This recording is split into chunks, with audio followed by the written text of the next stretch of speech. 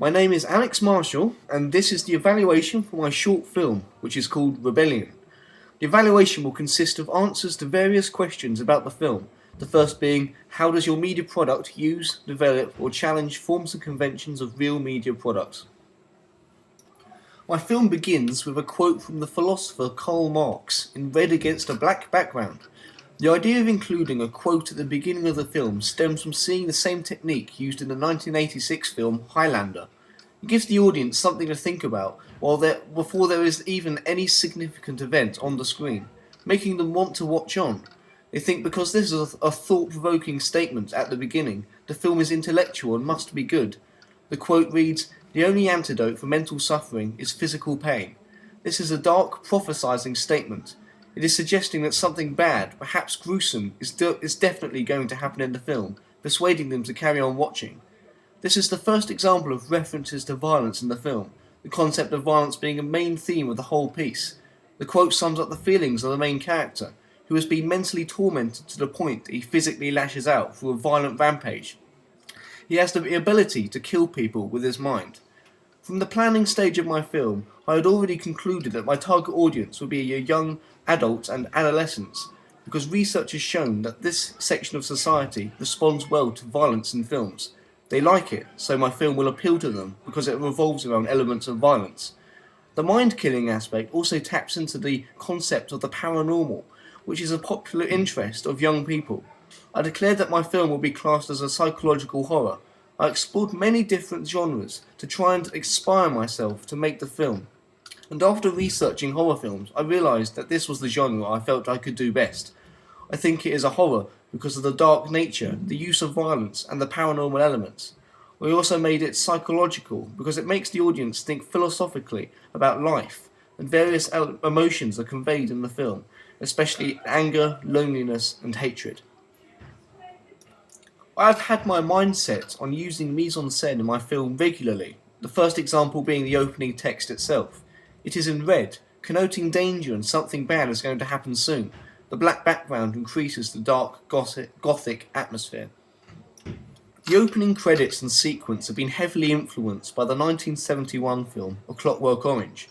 The credits, like the quote, are in red against black, but are also accompanied by old-fashioned synthesized music, which is similar to the original film, except it used red and white colours. I felt the synthesized tones used in Clockwork Orange gave it a creepy, surreal atmosphere, which was exactly the effect I wanted in my opening. I feel it has worked, giving it a spooky sense of foreboding, making the audience realise even further that the film they are watching is going to be seriously bizarre, making them even more interested in watching it. The opening credits are extremely slow-paced, taking up to 30 seconds, which is similar to Clockwork Orange because I wanted to recreate the same tension used in the original product, to build up anxiety in the viewer and make them crave something to happen, just to stop the overwhelming tension. The first shot of my film is a close-up of the main character's face. By doing this so early in the film, it establishes that this character is very significant in events to come. Clockwork Orange also used a similar shot as their opener. However, I have developed this technique further by including a sound, a set of harsh piano tones, instantly signifying that something negative has happened in this location. I have also turned the antagonist's face red, something Clockwork Orange hasn't done, because I wanted to go one step further and make the shot even more visually menacing. It makes the audience think it is not only a character unnervingly staring right at them, but he is also in red, so he must be dangerous. Like Clockwork Orange, the shot slowly zooms out to reveal the rest of the scene, which in this case is the several dead bodies. This not only establishes the scene and gives it a sense of surrounding, but it also creates a sense of mystery, making the audience wonder what has happened to cause such carnage, making them want to watch on to find the answer. The influence of Clockwork Orange is continued through the use of a voiceover. During the zoom out of the main character's voice is heard over the scene, something used to great effect in Clockwork Orange. Even though the character speaking appears to be twisted and psychotic, it gives the film the first presence of a voice, a focal point which the audience can focus on. Through the brief voiceover, it becomes clear that there is something wrong with the sanity of the character, because it is obvious that he killed everyone with his mind, and the warped ideology that is the case of survival of the fittest in life, taking this theory to the very extreme through murder. This is strikingly similar to the main character in Clockwork Orange, who through the opening voiceover appears sick and dangerous. He was my inspiration for my main character, a dangerous psychopath whose purpose is to shock the audience with his twisted ideals. There is then a blackout and white text which says 1 hour earlier. This is a convention commonly used in many films which has stuck in my unconscious ever since, so I included it in my own film. It creates a portal in which the audience can discover what events led up to the classroom of dead bodies and how they all died, making them watch on in their quest for answers. The next scene is of the main character sitting on one end of a bench, with an empty space next to him. This signifies that he is lonely, confirmed through an accompanying voiceover, where she says he is lacking a father figure. I wanted to give the film a social realist aspect, where there is a portrayal of real life, with real problems. This is it, with a young adult affected by the absence of a father. As seen later in the film, he is also relentlessly bullied, a serious issue in the real world. I have not included any music in this period of the film, because I wanted to keep the scene as realistic as possible, as if the audience was there with him, to create some sort of connection with him. The audience is aware that he will soon kill people, but they can't help but empathise with his plight. The character's social isolation is inspired by the social realist films such as Trainspotting, where the main character is seemingly trapped in a bottomless pit, abandoned by their family and with no prospects. The short film About a Girl also influenced me, where the main character is in a bleak, unexciting environment. I chose to, like the influences, give my film a young cast because the target audience is young, making it easier for the audience to relate to the characters.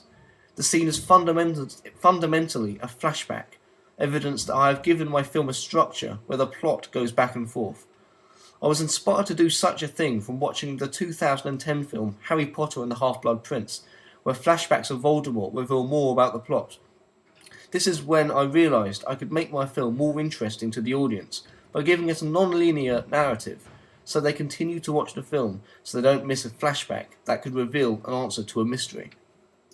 I wanted to stick to the conventions of a short film as closely as possible because, after all, my film is a short film. While I was trying to make my film as different to others in some aspects, I felt that to be worthy of being called a short film, it must abide to certain rules.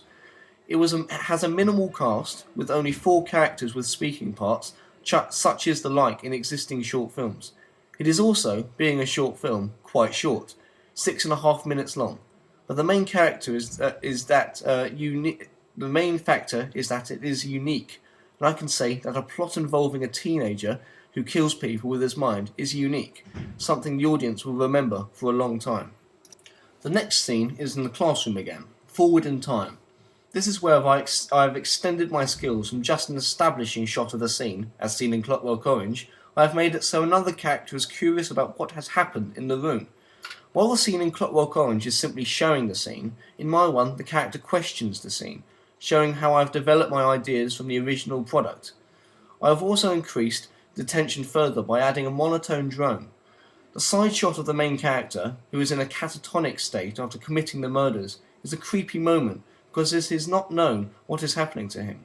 He could snap and kill the remaining survivor at any moment, keeping the audience on a knife edge. The lighting used in the scene is dimmed and eerie, creating an air of mystery, as if something sinister is waiting to come out of the shadows. The entire idea of the classroom scenes is to never make the audience relax. There must always be something for them to be on alert for. That thing comes when the bodies, supposedly dead, bursts into life with a sudden flash of red and white colour, intended to make the audience jump. The idea of a body suddenly coming back to life is a typical horror convention. I have developed this convention by having an extensive use of colour, especially red, in my film to connote evil in certain parts. It also gives the film visual variety. It freshens the aesthetics of the film up instead of in the same old colours. It makes it more visually appealing to the audience. The next scene is of the main character walking down a path, accompanied by a voiceover repeating pain, loneliness, anger, repeatedly. The scene was inspired by the film Kidulthood, with my main character wearing a hood similar to a youth in the original film. Kidulthood was a big influence on the emotional side of my film, because it deals with emotions such as anger, isolation and frustration, key feelings of the character in my film. I have developed on this convention, however, by adding a voiceover in a surreal style that echoes and gradually gets louder, increasing the tension and anxiety levels, as if it is building up to a climax. This has not been inspired by any existing text. It is simply something that I've always wanted to experiment with and see if it would be effective. Another effect I've used is a trumpet sound, which increases in pitch and the voiceover gets louder, adding further tension and tries to create a glimpse of what the character is feeling through the volume. As it gets louder, the character gets angrier. As he bumps into his friend, the crescendo suddenly stops, only for a monotone drone to start. This connotes that his anger will be hard to get rid of. I chose many of my sounds to be synthesized because I liked how the style had been used in horror films such as Halloween, creating a quirky, surreal effect to a film of dark nature.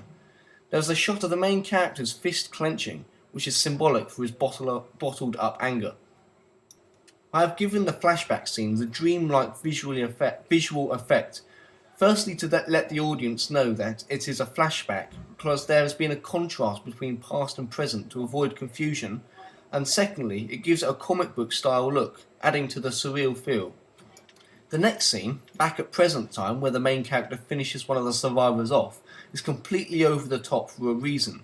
I wanted to make it tongue-in-cheek horror, and there are certain cringe-worthy moments such as the red colour, loud death rattle of the victim and the organ music, entertaining the audience because of how extreme it is.